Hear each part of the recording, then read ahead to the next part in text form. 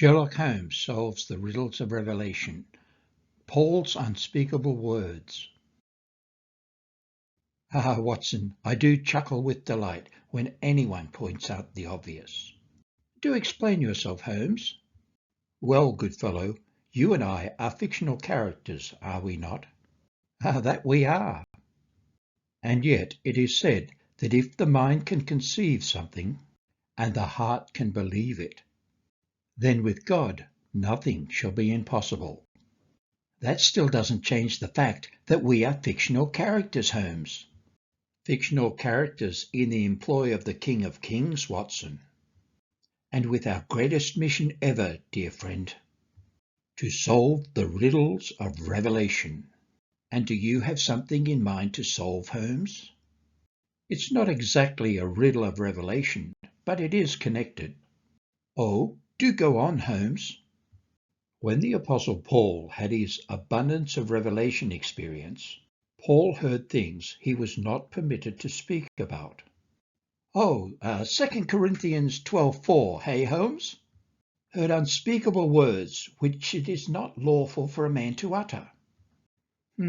Things he was not permitted to speak about would be more aligned with the original Greek text, dear fellow. And what could that mean, Holmes? Even though Paul had his revelation experience years before John had his revelation experience, Paul learned that the church would be raptured at the last trump of God.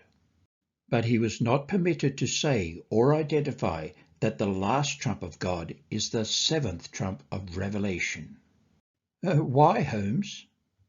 Because God has chosen to conceal in mystery that the seventh trump of Revelation is the last trump of God that Paul wrote about that will announce the rapture.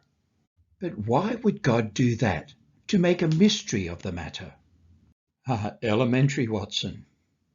If John had written that the seventh trump is the last trump of God that will announce the rapture, or if Paul had identified that the last trump of God is the seventh trump, then there would be no mystery.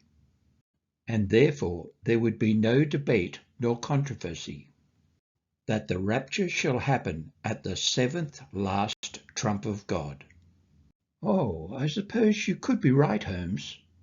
There'd be no pre, mid, or post-tribulation rapture debate. But can you be sure that these were the words that Paul was not permitted to speak? To call the last trump of God the seventh trump?